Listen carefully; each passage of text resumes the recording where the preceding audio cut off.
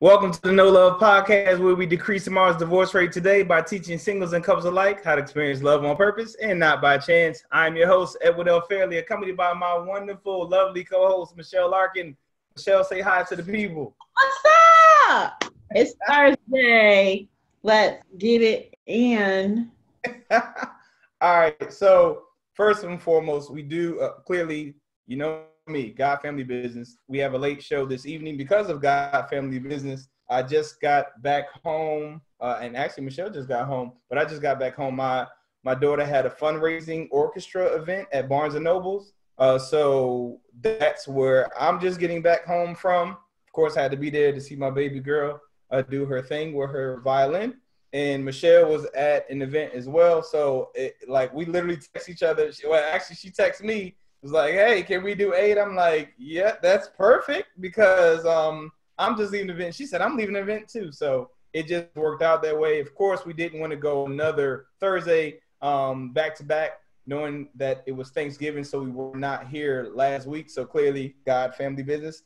Actually, her and I were together on Thursday. So we didn't miss each other 1 week.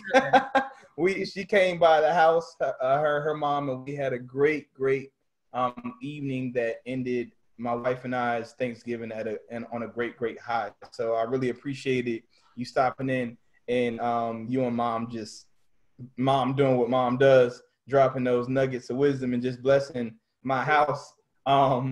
So I just want to thank you for that. That's definitely something I'm thankful for this podcast and you all with your listening and your continuous visiting. I clearly am thankful for you all. So I hope you all did take a pause, even if you don't necessarily celebrate Thanksgiving in the context in which it is made for the United States of America. I do hope that you took a pause to say and think about what you should be thankful for. And at this point in your life, reflected on the entire year and just your life in general and reflecting on what you are thankful for. With that being said, Michelle, what you got going on? Please share. What's going on? I have been at 4 events today, starting with a work Christmas party, a booth at an event for an organization I support, and then a happy hour that I support and coordinated, and then this event. I'm just really blessed and busy and grateful, and I'm excited about Saturday, which will be, get inside the mind of a queen, which will be a webinar. I'm going to probably put the link out on Facebook on Saturdays, 10 a.m. to 12. But, this week I've been really reflecting on queendom, and there's a post I had put out about, the responsibility of the crown is different than the treatment, the royal carpet, right? Everybody wants the red carpet treatment, but do we really want the responsibility that comes with that? And so I'm really excited to share, because Queen's Moves is really for people who are positioning for a move and transitioning for a product. And this is the best time of year, because what do? We set new goals for the new year. So why not do it with clarity, with intention, and getting understanding of what your own values and priorities are and being real clear about that. So that's what Queen's Moves is about. This through the filter of putting on a crown, and I'm excited to have this. Thanks for all those people who registered. I appreciate it. This webinar is going to be fascinating, great, engaging, and every time I do this, somebody's life is changed.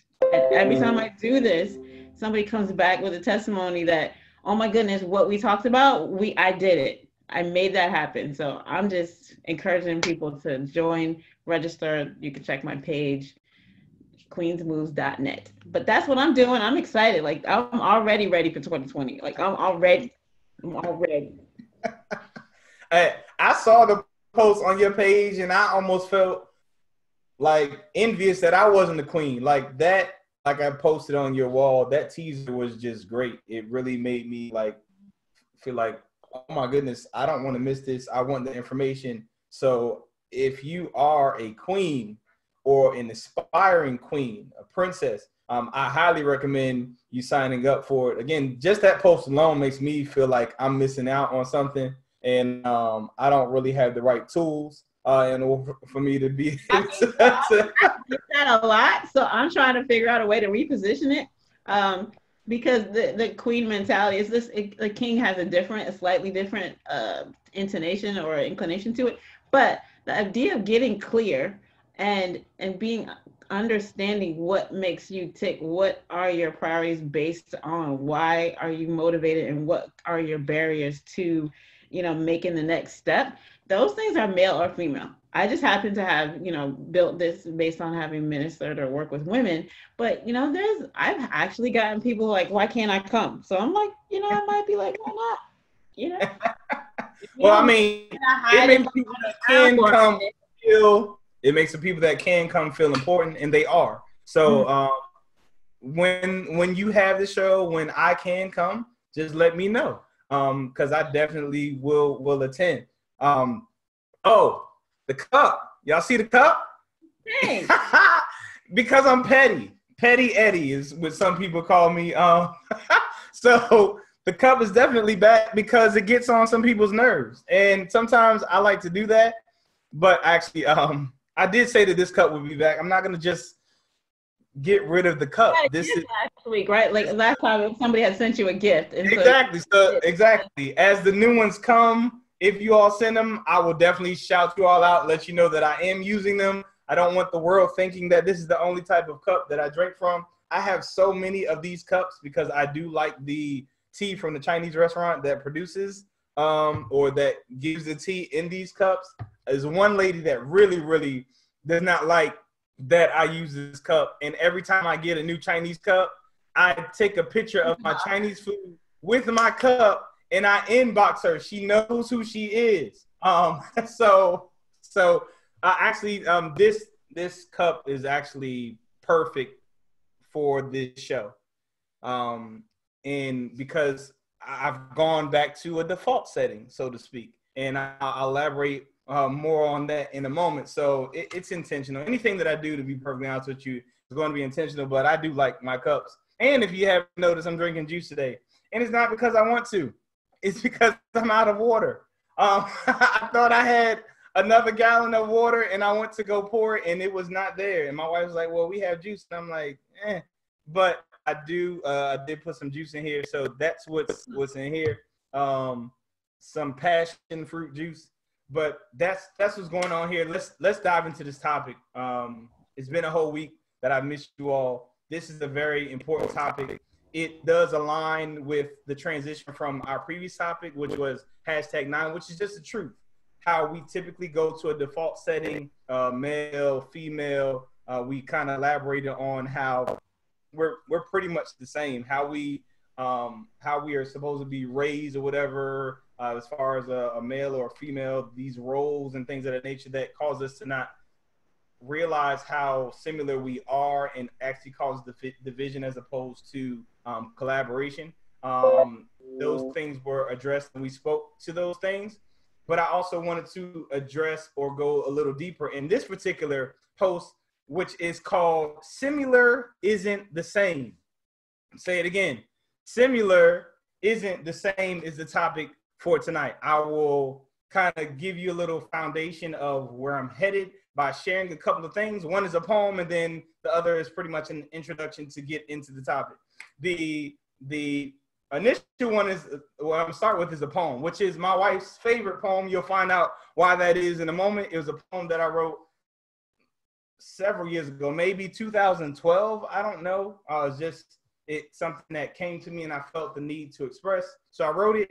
So much so that it's my wife's favorite poem. Again, you will see why in a moment, and you'll also understand why it coincides with the topic of today. She even wanted me to put it on the shirt. I'm like, that's not gonna happen. But I appreciate you liking the the poem. So the poem is. You said what? What did you say? Can't wait to hear it. Oh, okay. No, because your screen kind of paused on us. All right, so the poem is called Similar Isn't the Same, and it reads as such. It says, I'm aware that I may come across as familiar to you. Same smile, same charm, maybe his wedding band too. You've seen him with his wife and his girlfriend. She might have even been you. He's very common nowadays, but I'm amongst the few. All right, Enough with the talking in code. It's time to be honest and true. When I smile and come off as nice, it's because I am, not because I'm interested in you. I'm aware that my words may come off as arrogant and might even cost me fame, but it's imperative that you understand that similar isn't the same. That is a poem that I wrote back in 2012. It is clearly my wife's favorite poem, and she thinks I should put it on a shirt and wear it everywhere as some kind of off spray, so to speak. But that kind of coincides with where we're headed today. Another introductory, I guess,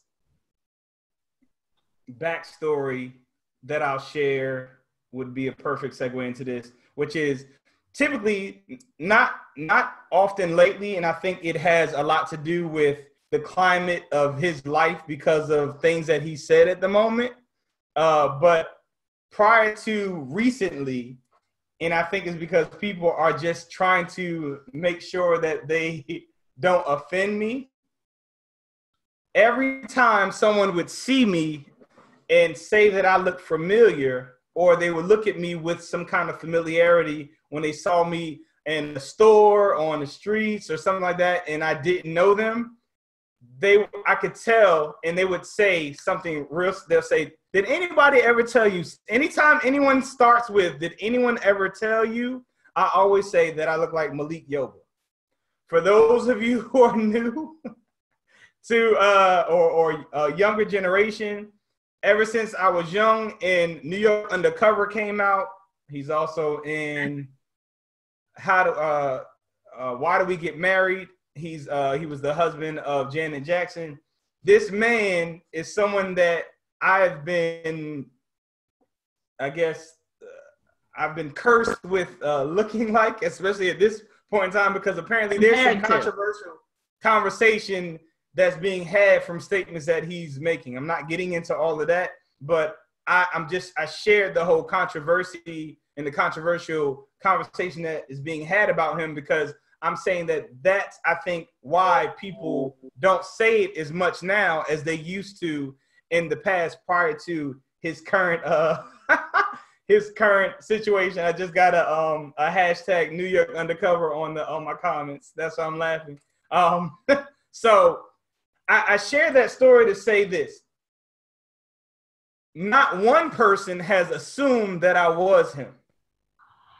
In all of my exchanges and all the times that people have seen me and they say, has anyone ever told you that you look like him? No one has ever gotten excited and asked for my autograph under the impression or the assumption that I was him, which again coincides with what our conversation is. Similar isn't the same. We know what's authentic, and the whole point of this particular show is so that you can understand the authenticity of what love actually is, because in which we're going to dive into this show, and then I'll figure out what Michelle is thinking from there. In this particular show, we're going to dissect and break down how love oftentimes looks like your past hurt.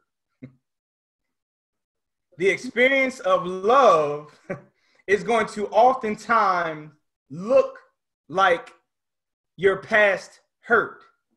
And that is something that we really, really have to identify and understand to assist in transitioning with the experience of love. This poem is perfect. People, and we always talk about how someone can present themselves as an agent when you're dating and things of that nature. So as they present themselves, they can really, really look loving. The actions, the touches, the experiences, all those things can be loving. But if their core is not a good place and their intentions are not coming from a good place, it can result in a serious and painful hurt. That when you do come across that person that has the same kind of characteristics brought to you with the proper intent, you feel like you can't trust them, nor do you like them because of the similarities that came from the pain and the hurt that came from your past mistakes. See, our pain that wasn't properly processed in your past education will leave you in present imprisonment. I'm going to say that again. Hashtag not everybody heard that. Oh, God. All right, so for our new people, anytime Michelle decides to put a hashtag 9 basically means that's an aha moment or truth, something that we didn't realize. So she just said hashtag 9, say it again. So I was already going to say it again before hashtag 9, but it's definitely a point that I really need for us to take away. And that is pain that wasn't properly processed in your past education will leave you in present imprisonment. Matter of fact, I have to say that one more time. Pain that wasn't properly processed in your past education will leave you in present imprisonment. And what I mean by that is our past is supposed to be a form of experimental education, but we tend to allow it to force us into a life sentence of imprisonment that was derived from faulty theses that we've concluded were laws. So, I'm sorry? I agree. Before we dive in, which the whole process in this is how to manage your deliverance from this state of mind. That's literally what this whole podcast is going to be about, because this is such a process. When things look like stuff that hurts you, you tend to stay away from it. So I have to help you deliver yourself from this through a process, a management process that will allow for you to deliver yourself safely through this so that you can experience love that looks like past hurt, but actually is love. Okay? So before I do that, I'm going to read one more time what I said about the whole the past education, because again, our past is supposed to be a form of experimental education. That's what dating and stuff is. That's what life in general is. It's supposed to be a form of experimental education, but we tend to allow it to force us into a life sentence of imprisonment that derives from faulty theses that we concluded are laws, which goes back to pain that wasn't properly processed in your past education will leave you in present imprisonment because you didn't process it correctly. You took a thesis and made it a law because of an experience that you had that was so impactful and so hurtful that you concluded that this is how it is. This is the law. This is how men are. This is how women are. When I see this, this means that, and they don't necessarily mean the same thing. Similar isn't the same. Michelle, your thoughts? I think that what you're saying, when people experience a pain and then they make it a law, it's kind of like it's like you recoil from it, right? So if you wrap a loving package around a hateful person and then it's revealed, you recoil, and then you lump all of the experience under that same umbrella, right? So you lump the good and the bad. But I think that it was really interesting that, as experience is not absolute. Experience is a state of being, but not a permanent state. And it is always able to be revisited based on new information or a different perspective. So I'm sure that's where we're going to go, is that what you had as an experience becomes information, but it's not an absolute. It's just constantly gathering facts and then constantly refiltering them through new experiences because we constantly evolve. But so yeah. It's true. And honestly, there's a fear factor in here that I can't wait to see how that bubbles up too, because we're afraid of getting hurt twice. The same thing. Like, I don't want to do this again. If I got burnt on the stove, I'm not going to go stick my hand there. Just not doing it. Even though the stove is good for cooking, now I'm like, I'm not touching it. That's good. That's real. That's real, and it's definitely good. I hear bleeps. Are there any updates that I can't see that I need to be responding to? No, I just have three people that joined. Alex, Alfred, Chance was on here. And they were in Charity. They were just all saying hi. All right, perfect. How are y'all? I hope all is well. I cannot see y'all's comments. Only Michelle can, so I don't want you to think that I'm ignoring you. I definitely just cannot. I promise. I appreciate it. Hey, I don't want any trouble. Some people could get slighted or feel slighted. Similar isn't the same. They be like, he see me say hi. He ain't say anything. And it's like, I cannot see you. Let me clarify. I cannot see you. I can't see the waves or anything of that nature. So this is what I love about No Love. We are the challenging contrast of assumed laws. So we forced you to see an alternate side of the way that you've been looking at life all of these years. And we are challenging your thesis statements. Challenging status quo constantly. Oh yeah, most certainly. Because these are the things that are subtly contributing to our relationship issues. And we don't even realize it because we're being subtly influenced by the media, the television shows. I mean, it's literally called television. It's television. It's telling you the vision that they want you to have. That's literally television is a vision.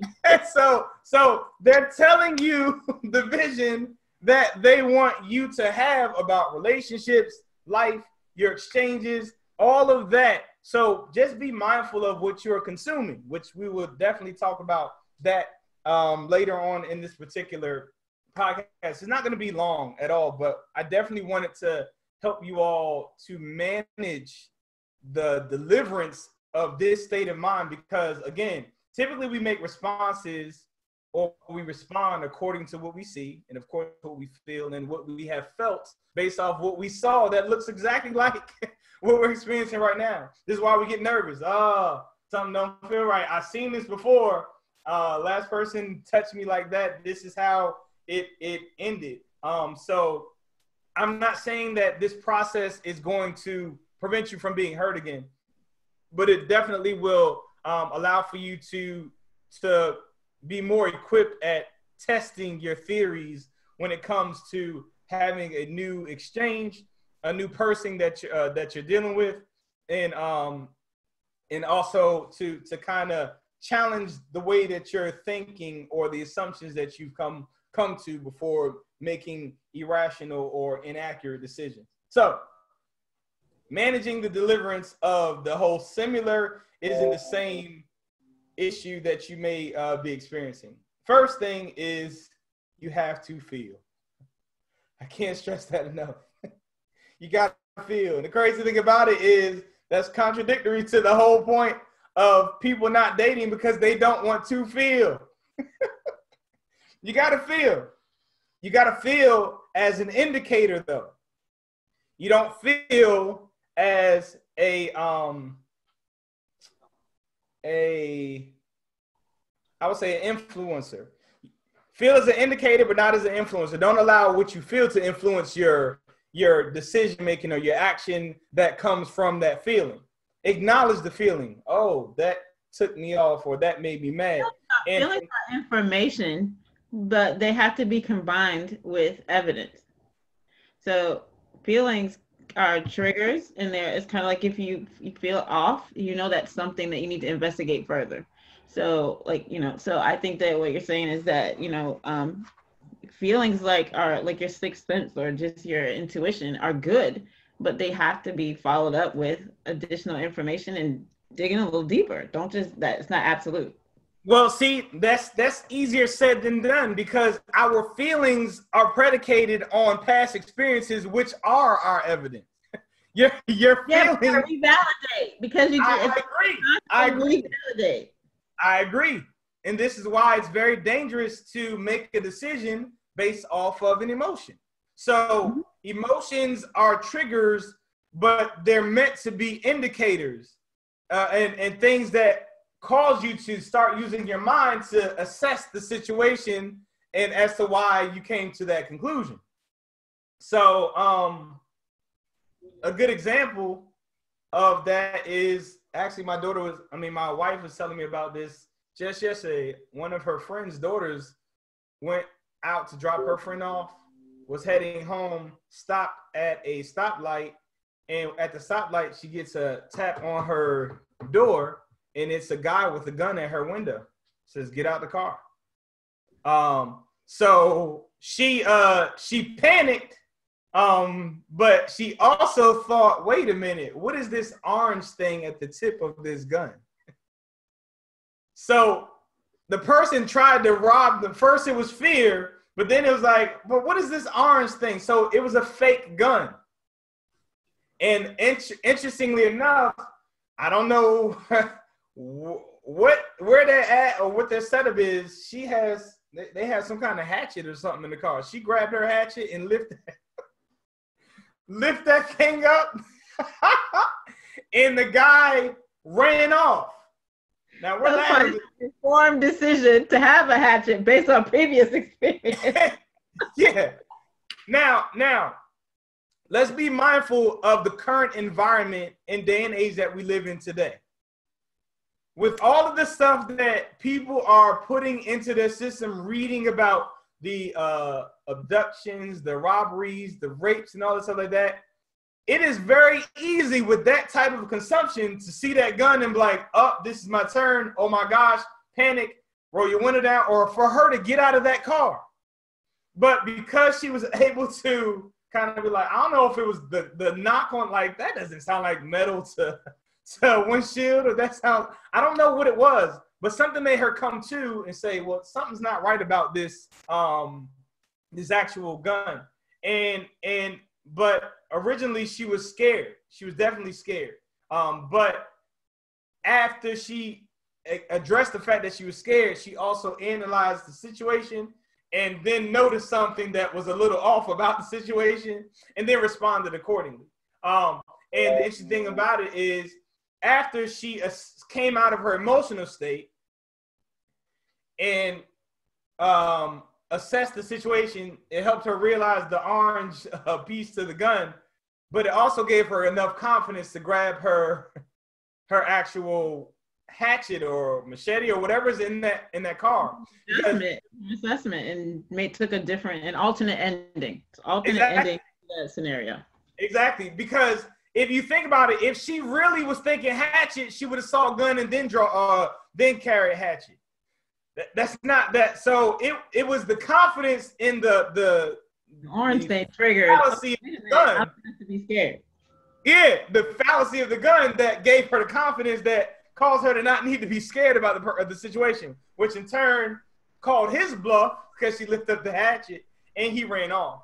And that's basically what we're trying to do right now. We're trying to say, okay, acknowledge your feelings, but assess where the feelings came from and see if it matches the current situation or scenario that you're in. Because what we don't want to do is just immediately assign an experience to a new individual or assign an experience to a new experience that could literally replace an experience. Not to mention, I hate to get don't make it I hate to get spiritual, but again, our past education, oftentimes when the enemy knows who you're supposed to be or what you're supposed to experience, those experiences, he'll use those and put your make sure that your blessing or whatever it is behind it once he gets a hold or get wind of what is there to bless you. So if I know that this man is there, I'm going to kind of push him to touch her in this way to cause her to think about what happened with this guy. If this woman is going to be who it is that is going to support or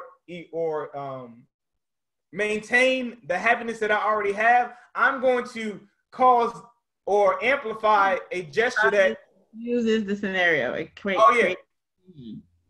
going to cause an environment or situation that suggests that this person is similar to the person that caused me a lot of hurt in the past. So your experiences are going to be filled with a lot of similarities that hurt you to prevent you from actually experiencing what God has for you.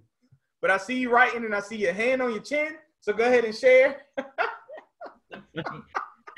But all these, and I'm going back. My life has gone through the no love experience and the contextual assessment and reassessing of information has helped me to be more wise, because really what we're talking about is wisdom. Yeah. And the ability to discern, because walking into a situation that has triggers based on previous experiences means you can bring that to the table, but it should allow you to ask better questions, not necessarily that this is the same situation, but I now have better information to go, okay, you touched me this way this time, last time it caused me pain. Let me ask you, before you touch me again, are you intending to cause me pain because the other one did, instead of assuming you're going to cause me pain because you touched me that way?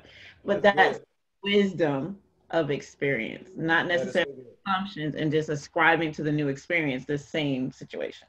That's so good. And I literally, I had a flashback of multiple investments that I've made. You're talking tens of thousands of dollars to invest in something that I lost out on, only for it to equip me to get a better gain in an investment, because now I know the proper questions to ask that I did not ask, that cost me that $10,000, that $6,000, that $15,000, whatever it is. That experience, it burned me so bad that my approach is now coming from a place of wisdom.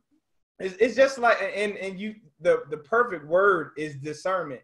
And that only comes with wisdom, because we all have heard and said, the early bird gets the worm, right? We've heard that, and sometimes we live by that. But have you ever heard that the second mouse gets the cheese? So if you don't have discernment, you won't know when you need to be the second mouse or the early bird. And you need to be able to assess your situation so that you know how to approach it in a manner that is not going to harm you, and it allows for you to really, really take better advantage of opportunities given to you. And you said it multiple times, but as we transition, that's literally where we're headed. As far as the management to deliverance of this whole similar isn't the same thought process that will prevent you from experience love, is avoid assumptions. That is the second place. First, you got to feel as an indicator. Second, you have to avoid assumptions. And I'm gonna follow that with, it's your interpretation that puts you in your feelings, not what happens. I'm gonna say that again. It's your interpretation that puts you in your feelings, not what actually happens. There's so many things that we experience, and by the time we get the full story, our response was way overboard, or was not. It didn't warrant the response or thought process or conclusion that we came to, and that is what caused us to have the feelings. It wasn't the act. It was.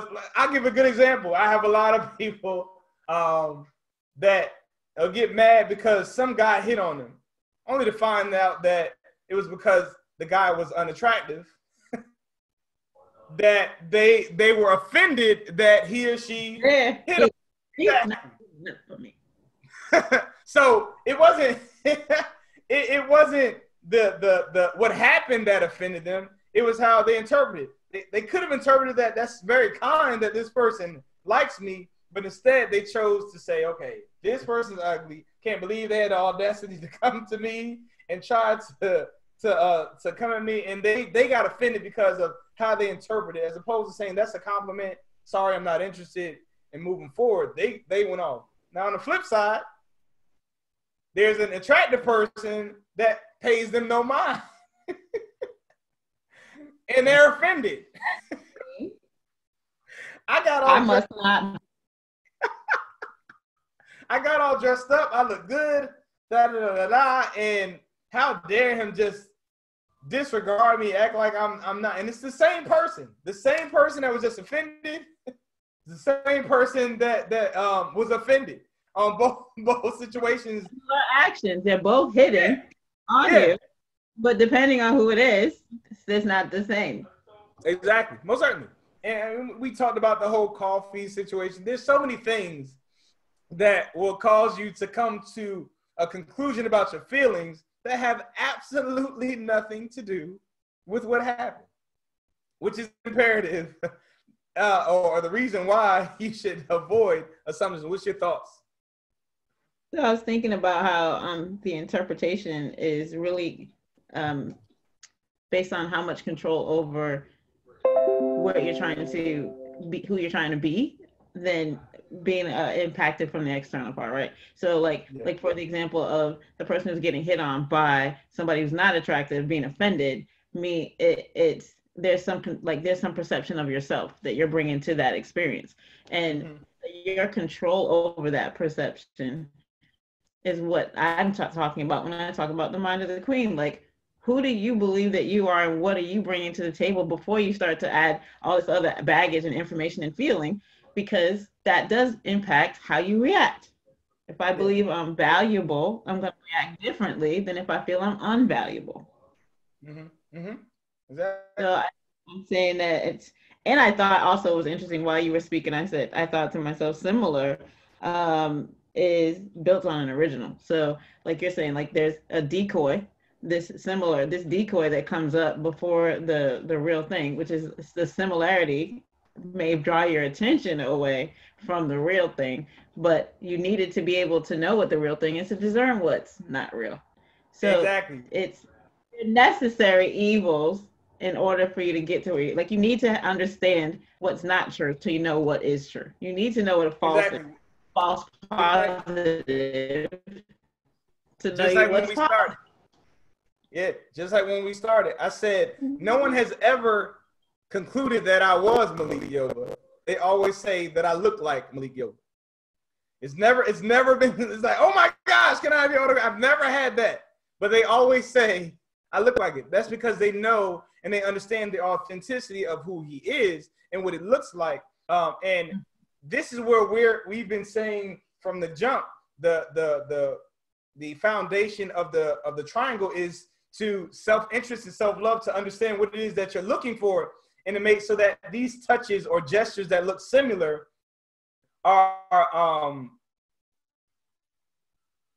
more, you have a higher probability of exposing a fraud when you understand the type of person that you're looking for, than you do at just dating something in hopes to just haphazardly find or experience love. But if you have a description of the target, and for those who are new, description does not mean a physicality. I don't mean tall, dark, or caramel skin, short waist, or small waist, hips. I'm talking about characteristics, morals, values, principles. Those are the things that, if those are the things that you're looking for, it'll be harder for those gestures to be offensive, because you're looking more into their thought processes, their That's clarifying question. Yeah, exactly. Based on a more core value. That's great. It's easier to clarifying questions. Yeah, your clarifying questions will be put against your list of things that you're looking for from an interview standpoint. Just like the young lady, I don't know how many of you all follow me. My daughter, she, for the first time about a month or two ago, had a boy tell her that he liked her and he wanted her to be her girlfriend.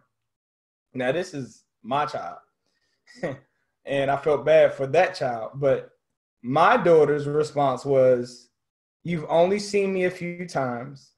We've never had an exchange or communicated. So how can you like me in a manner that you think I should be your girlfriend?" He was stumped. He had absolutely nothing that he could say. She's 12 years old. He's 11 or 12 years old. But he didn't have a response, which clearly is, she has a list and she has a thing in her head of what she's looking for in a person, and just thinking that she's an original, recognize the decoy. So, but the on the opposite head. That's a decoy. Exactly. On the opposite end of the spectrum, if he was the right one, he would have been able to respond in a better manner. But decoys cannot. They can't respond. They'll be lost. I love you. Oh, I love you. People get caught up in I love you. Ask them why. See if you're still caught up in how loving it sounds, and see if they give you a list of physicalities that makes you say, well, dang, you actually don't love me. You're just interested in how I look. See, we don't ask the follow-up questions to find out. And that exposes frauds. That lets you know whether you're wasting your time or not. That helps you to find out if you're making an assumption or you peg this person to be who it is that they are, and you can literally stop wasting your time at that moment. So, so let's go ahead and transition. The next process in managing or management to deliverance of this whole similar isn't the same. The things that we look at that seem similar with love that are actually aligned with an experience that you had that turned out to seem like hate is to audit your intake. Audit your intake. From an audit standpoint, you know, people are concerned that the IRS is going to audit them. That means they're going to go through what it is as far as your files, your receipts, and things of that nature to see if it aligns with what it is that you're putting out there as what should be taxed or not taxed. Audit your intake. The severity of this is what comes out of you when you're tempted is a reflection of what's being put into you when you're not being tempted. So it's not until you're squeezed. Remember how I've stated before, character is revealed by circumstance. We think we're good. We're fine. But when you are in a state of pressure, when you are in a state of anger or frustration or vulnerability, the true essence of what you have been putting into you is what's going to bubble up to the surface. So you have to audit your intake. What is it that you are consuming? We just talked about it. Tell a vision. What visions are you being told to have? What thought processes are you being told to have? What philosophies are you adopting? What are you reading? What are you listening to? What relationships are you consistently putting yourself around that are indirectly and subconsciously telling you this is what your relationship should look like? Because in the heat of the moment, that's what's going to pop up when it gets hard, when it gets tough. That's what's going to pop up. What are you thinking, Michelle? I'm thinking that when you said you're under pressure, that your truth comes out. And then we're also talking about how when you're in pain or you've been hurt, that reaction is to push back and not have that experience again. And I was linking the pressure to pain. So when you're under pressure, your truth comes out. And when a pain occurs in your life, your natural responses come out. Define the difference between decoy and a real original. It's why did it hurt? You know, like why did I react that way? How preventing it doesn't mean not ever having the experience again. Preventing it means coming at it with more information the next time. And that's leaning in versus running away. So I want to walk toward pain, like you want to walk toward fear so that it doesn't have any control over you, so that you can be wise and engaged. So I'm saying that from my experience, my personal experience, having faced down the pain, figured out why it hurt me, and then being where my sensitive areas are so I can talk about them. Yeah. Helps the other person engage with me on a much more honest way. Got it. And see that is first of all is so true. And that's why, and that's what I meant by your past is supposed to be your education, not your prison. Because you should be learning from experiences that you've had in the past, but not necessarily learning to isolate yourself or not have experiences. You are supposed to be learning from them to grow from them and just be more cautious, not a person that is in solitude or solitary confinement. Not skittish. Cautious. Yeah. You should be cautious, not skittish. Yeah, most certainly. And another form of your intake also is replaying the pain. So please be mindful of this. And this is it's something that it's hard for me to say, but that's just where I'm at in my life. But if you go to a movie and you don't like the movie, you won't go back and look at that movie again. It's just not what we do. But we look at our experiences and we will replay the experience that we did not like over and over and over and over and over again. Where as opposed to literally seeking for something that may even align with what experience we've had, but had an alternate outcome to it, and replaying that as what you might feel could come out of it. But we really go to the deep and dark place, and that is literally our intake. It's not new intake. It's the same intake over and over and over again. My father left me. My father rejected me. He beat me. That man beat me. He act like he loved me in the beginning. He was so kind. He bought me flowers, and then he switched on me. We play that over and over and over and over again, and that is literally a form of intake. That's meditating. Actually, it's meditating and causing it to be or actually harvest in your heart as what truth is. And oh yeah. And that becomes your law. That becomes how life is. And once you come to that conclusion, nothing can shift you but a new experience that really, really causes you to question whether your law is truthful or not.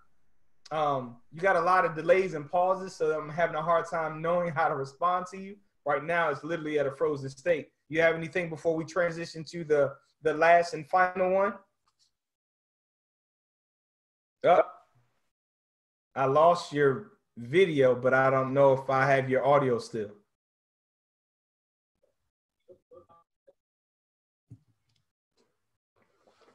We lost Michelle for a moment. Can you hear me? Can you hear me? I can hear you. Yes, I hear you clearly. Yeah, you have to make me the host so I can turn the video back on. Oh, it's too easy. One moment, please. Actually, I said too easy. You keep talking. Well, me multitasking, it's not really a thing. So I'm trying to find out where in the world do I go to make you the host. Click on the participants.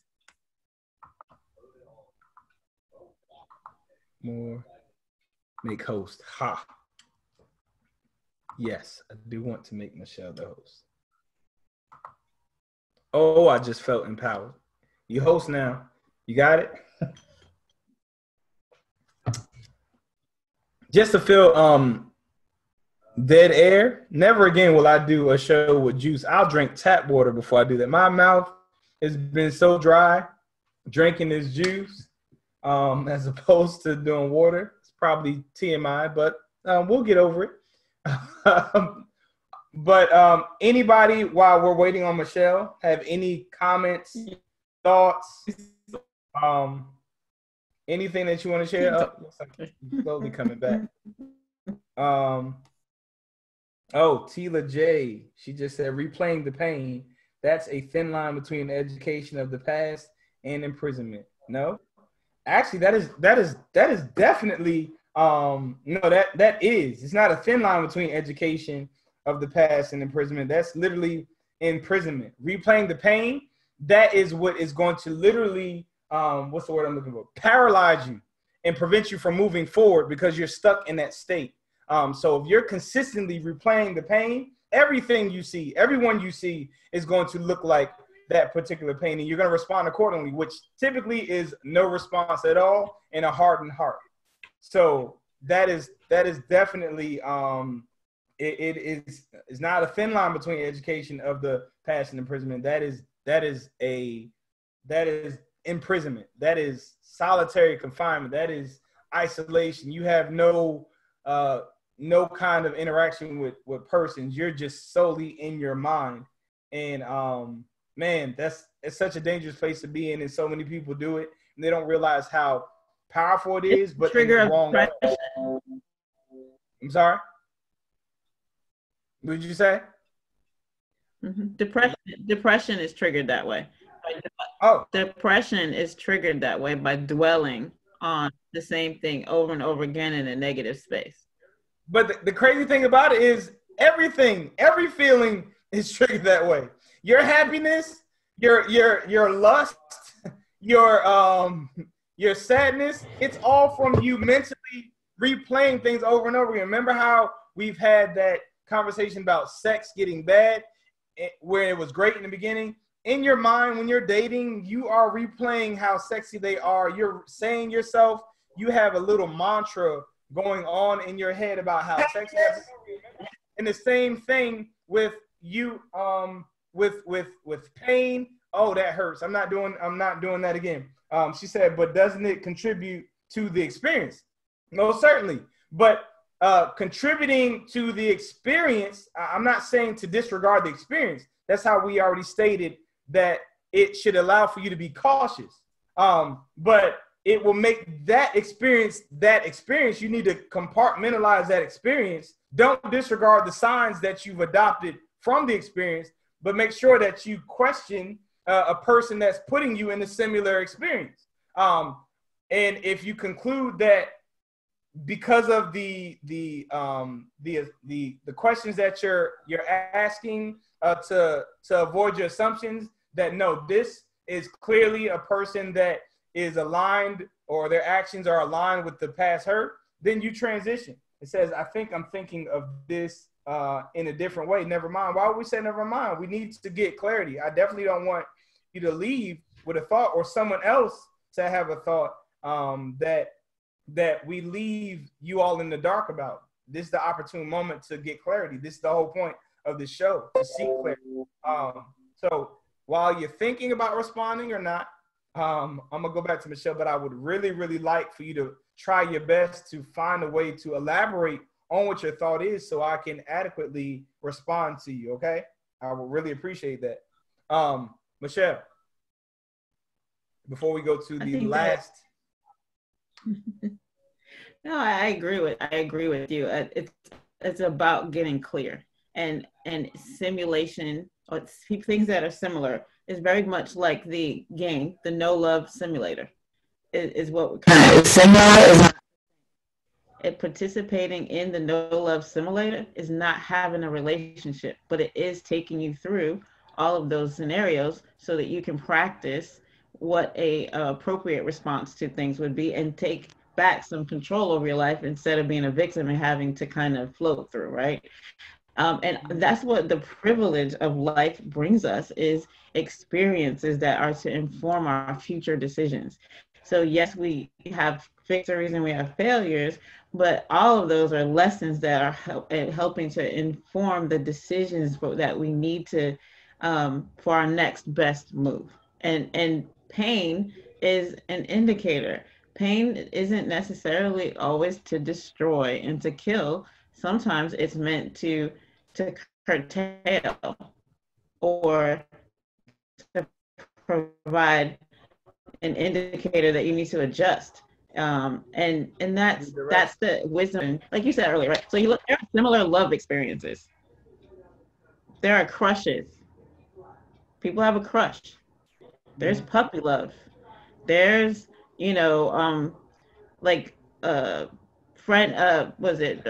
like bonding relationships that aren't romantically love relationships. They're all similar, but they're not the same, but they also give you great tools for when you do get into a loving relationship. So I think we're just trying to say be a little bit more open to critically reviewing how you respond and take that into the next conversation and the next situation. It's again, it's discernment. Um, and if it hurts and you ask the question, or you really your gut is telling you don't do it, don't do it. Don't do it. Yeah. Whatever it is, just no. And I'm gonna figure that out at home. I don't have my gut is telling me no right now. I'm not doing it, but I might still go home and figure out why did I feel that way. But I'm not gonna engage that with you. Yeah. And since you didn't respond or give anything else, as I'm processing everything, I do want to clarify and correct me if I'm wrong, please. In experience and oh, never mind. She wrote something. Please read. It says similar, not the same. So can one use the pain, i.e., experience, to differentiate the decoy, equaling wisdom and discernment, but don't rehearse the pain to train the mind that everyone is the same, equaling imprisonment? Is that what you're saying?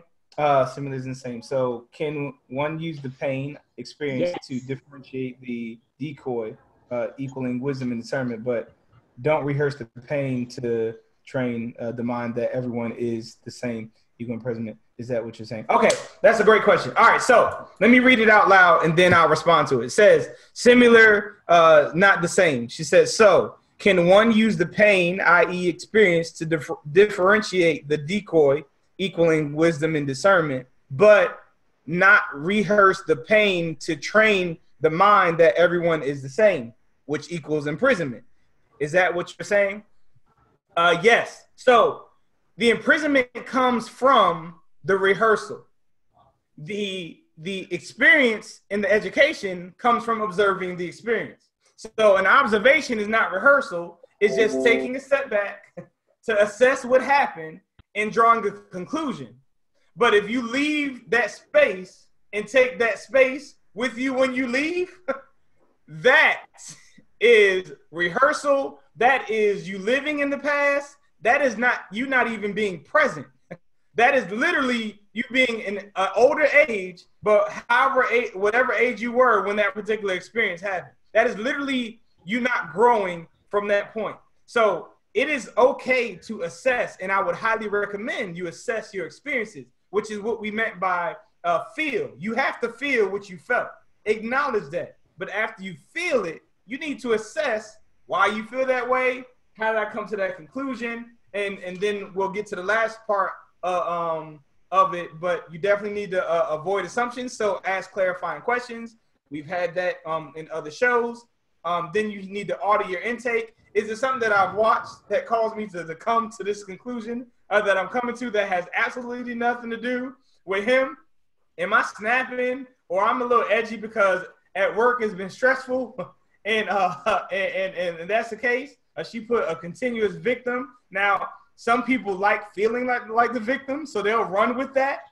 Some people like, again, why am I doing this? If you can be honest with yourself and say, you know what, I actually like the attention that I'm getting, or my girl saying, no, he wrong, you need to go in on him, or the guy saying, oh, you need to do whatever. So sometimes we like that whole crowd. So again, if we're honest with ourselves and we do audit our intake, which the crowd could be our intake, the people that are feeding our thoughts and minds, and you, again, calling yourself the victim, all of those things can definitely cause a continuous victim mindset.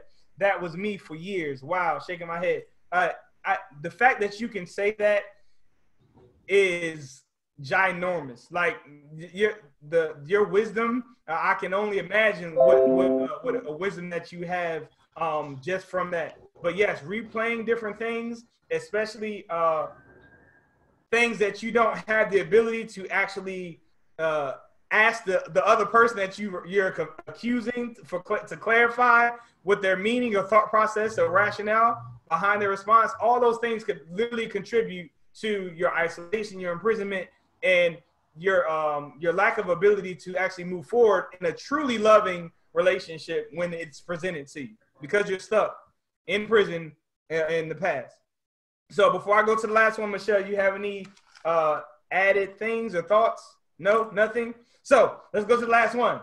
Envision the consequences before you respond. Like, you really need to envision, like, what's your thought? Like, after I say this, after I respond this way, after whatever, what's gonna happen with this? Like, all right, so this literally happened to me last night. Literally. So my wife and my daughter, we were all watching. It's family night typically on Wednesdays. So we look at the collective family show as our time together, whatever. That particular show is The Good Doctor. So we're watching the show, and my wife, she made a couple of comments that out of nowhere, they kind of like, they irked me. I'm just gonna be honest. We all have bad days. they irked me, and I'm like, yo, that's you being a hypocrite right now. That's just that I've seen you do something similar to what you trying to judge her on or whatever. That's what I said in my mind. I didn't say that out loud. But she did it again, and it kept festering in my spirit. I'm literally, after the show is over, I'm still thinking about it. I'm ironing my clothes, still thinking about it, too. I'm like, yo, I need to say something about this. I got to get it out. But I almost feel like I got to address her in her hypocrisy. That's where I'm at. Ironing clothes. That's how I feel. So, because I practice what I preach, I felt it. Clearly, I'm feeling it at the iron. I avoided assumptions by doing this. I went to my wife and I asked her, what did you mean by what you said when you said this about that woman? When she gave me her conclusion, it voided everything that aligned with how I concluded she was a hypocrite. It literally snatched my thesis, my assumption, straight from under the rug. Now, had I responded and just blatantly said, you a hypocrite, you did such and such, it would have brought back something that she did in her past, caused an argument, probably, or a disagreement, or just her being upset with me, like, how he gonna come at me? I shared that in confidence. Like, anything could have transpired had I not just asked, what did you think, or what did you mean when you made that statement? Because my conclusion based on that statement was, you're judging her for her action. When she was not judging her for her action based on what she said, she was actually judging her decision-making from the date that caused her to make the actions that she's having, which was a totally different mindset from me thinking you're judging what she just did when I know you did that. I know you've done that. So I literally went through the process of, okay, all right, so I'm probably going to say this. I know she's going to be upset, but this is bothering me. And y'all have heard me say, like, well, I'd rather you be upset than me go to sleep upset. I'm going to share what I have to say or think or feel. And it just was eating me up. But at the same token, I've had, again, audit your intake. I've had a very trying week. Remember I said some of us have bad days. I had a very, very trying week. It's been a lot going on. Nothing negative, but it's just been a lot. I haven't been getting my proper rest. I'm actually getting over a cold. And I had a long week with Thanksgiving, preparing. I do a lot of cooking, and I just have not really caught up on my sleep. Got doctor's appointments on top of work, on top of new clients. It's just been a very, very hectic and stressful week. Just took my daughter to the violin thing. She's just made the step team, having to pick her up. Matter of fact, yesterday I had to shift my entire normal routine to go get my kids, which I typically don't do after work. So all of those things contributed to how I was feeling and how I got irked for no reason. And had I responded to my feelings, as opposed to stepping back, assessing the situation, asking the questions, clarifying her statement, it would have turned to something that it didn't need to. And it also probably would have caused pain that was unnecessary, because I could have possibly been accusing her of something that that for one, she could have been sensitive about, that she shared with me in the past, or I know about in her past. And it could have just caused a whole bunch of unnecessary crap. So what are you thinking? Because you leaned in. But you definitely should take a break. You should take a break from the situation before you respond. I don't care if it's a 10-second rule, but hindsight is 20/20. You should really reevaluate what if I say this, what could actually happen. And this is different from you. All right, look. This is different from, because typically I say, don't try to assume how a person's going to respond. When I say that, I'm typically talking about when you try to give an apology, or when you're trying to reconcile a situation. Because typically what we do is, I'm going to say this, or I'm going to give her the flowers, she's going to do this, and everything's going to work out. Then we're going to have sex, and it doesn't go that way. And then you get upset and you're mad about what you envision. I'm talking about when you're about to indirectly attack someone, or make them possibly feel uncomfortable, or accuse them of something. You should really assess how this could play out, how they could be offended, and with that, say, you know what, maybe I need to take a step back. So for one, when I present it, if I do decide to present it, it will be from a place that's not emotional.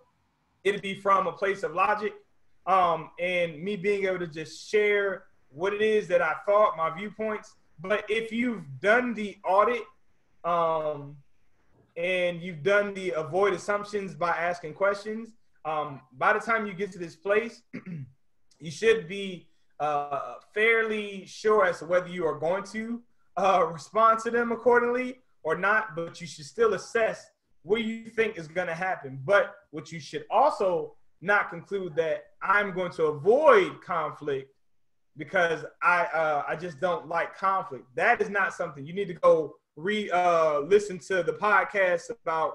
Conflict is a relationship solution, not a relationship problem. So you need to listen to that, because you shouldn't be shying away from conflict, but you should not respond emotionally and cause unnecessary conflict or assumptions that could transition to something that doesn't need to be. Again, if I would have said what I was feeling, I would have been way off base, way out of line, and I would have been borderline, I guess, for lack of a better term, disrespectful and offensive. So go ahead, Michelle. I had a similar situation for me at work today. And then a coworker had an emotional response to a question, which made the receiver feel like they were being disrespected and rude. And they came to me, and I said, "Well, what did you expect?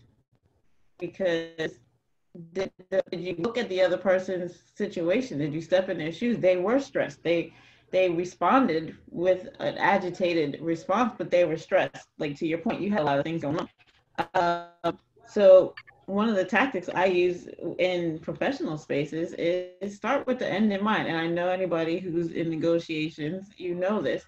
Where would I want this to end? And we always start with assume good intent, and you want to have a win-win. You want to come out with a positive, right? So, but a Jedi mind trick is play out the worst case scenario. Go work through, what does that feel like? Get comfortable with that, and then have the conversation, because then you're prepared for whether somebody comes out of a bag on you, whatever, because you're already in your mind, because the mind is an amazing thing, can't tell the difference between what's real, what's happening, and what you're seeing. If you play out the worst case scenario, the argument, all the way to this, I never see you again and I hate you, before you go in, you can tolerate, deal with, work through whatever. And I've I learned how to deal with conflicts by facing my fears before getting into the situation. And especially when you're emotional or when you know you're feeling uncomfortable, or that's the indicator to stop for a second and go into it after you think. Heated emotion is not the time to have any type of conversation that you want to have a substantive outcome of. If you just want to feel some kind of way and you want to throw crap all over the place and make a mess, fine. But if you want a solution, then the emotions are a trigger for you to step back and think about what you really want out of this situation. And it took me about 20 minutes to talk this young lady through. You're coming to me to ask for an apology when, after I shared with you the context, you don't want me to make this person upset. So do you really need an apology, or do you need to take control of your own reaction and say, you know what, I'm gonna let this go because it's not worth continuing this conversation. I'm just gonna walk away and give her grace to have had a bad moment, and I'm gonna go over here. Like, that's your right to choose, but that's what I'm saying. We get to choose how we respond. Yeah. You don't have to be the victim. You get to choose whether I have to engage all the way to resolution because that makes me feel good, or I realize I learned something from this exchange. I'm going to take my lesson and I'm going to move forward with that wisdom, and I don't have to make sure that that person knows what I learned. Like, those are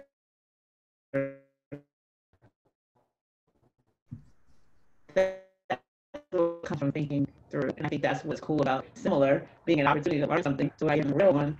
I'm more authentic. That's good. And the only reason why I'm like delayed on my response is because it's delayed on your video, so I don't know when to jump in. So oftentimes what I definitely teach is a good way to assess as to whether it's going to go well or go bad in your approach, especially when it comes to conflict. Approaching conflict is if you're coming to it as a teacher or if you're coming to it as a student. If you're coming to it as a teacher, you're telling them something. If you're coming to them as a student because you want clarity, you're asking something. If you notice, by the time I got to my wife, first I wanted to tell her something. Remember, I told y'all, I want to say, you a hypocrite. I know such and such, that's the teacher. I'm trying to call you out on your crap, enlighten you, whatever you want to call it. But by the time I got to her, I was a student. What did you mean by that? Thus getting the clarity, and then from there being able to respond accordingly, which actually yielded no response. It just gave me clarity because I wanted to understand something before the conclusion that I came to was responding. Now, if through your Q&A you come to the same conclusion, then you should be able to respond according to the information that they gave you, but it still shouldn't be at an emotional state, which is why you need to kind of step back and not respond in that type of a state, but it should be based off of what it is that the person shared and the information that you have as evidence to draw the conclusion that you've come to. So that's great. That's great feedback.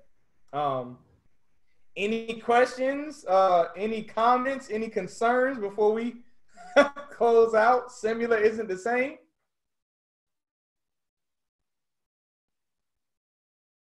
It's frozen with your head down, sis. Over here. Okay, nothing. Any concluding thoughts? We're really about to conclude. I heard some blinks. So were people talking? Were people commenting? I don't know. I just heard blink. I heard gling, gling. I just want to know if I'm missing something. I don't want any trouble. No, that was my computer, which is part of it. Anyway, no, okay. It wasn't that. But I did have a lot of people join, but we're good. Got it. And Tila, I don't want you to think I missed that. It says, I was so scared to feel. We all are.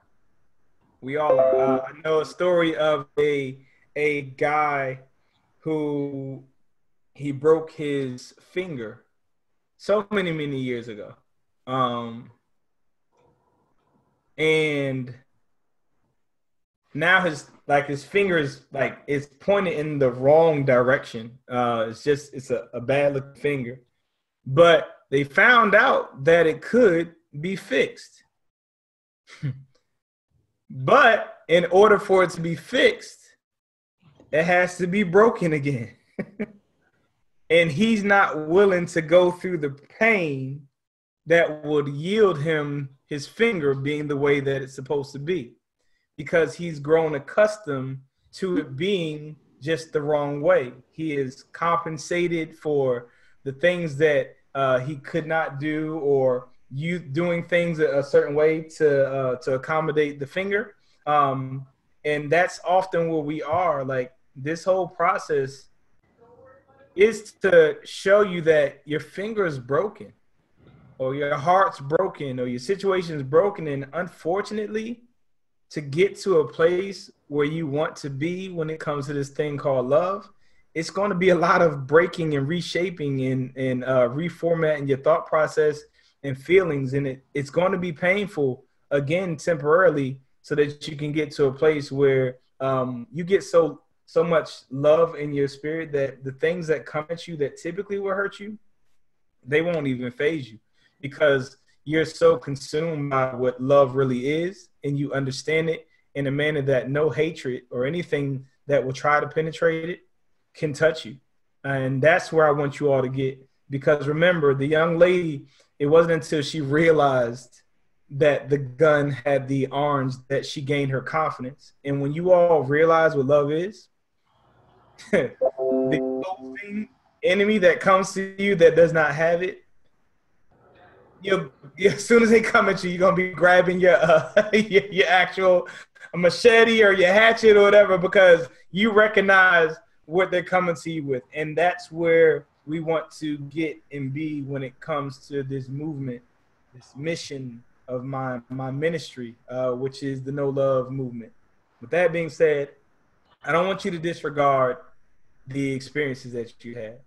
I want you to consider them, but I don't want you to allow them to be your conclusion about how all things are. I want you to use those, and from that experience, draw questions when you encounter persons who bring similar experience to you, to conclude as to whether it's the same or not. Again, I have yet to have someone telling me, "Oh my gosh, can I get your autograph?" Or "I saw you on that movie, you're Malik Yo," but they always say, "You look like that." And I want us to get to a place where we know love so well that we can say, well, that looks like it, but that's just not it. And we transition and move accordingly. With that being said, I absolutely love each and every one of y'all. I'm so grateful for this platform. I'm so grateful for y'all's minds, time, and patience. Until we meet again, y'all be safe, take care, and have a good one. Peace.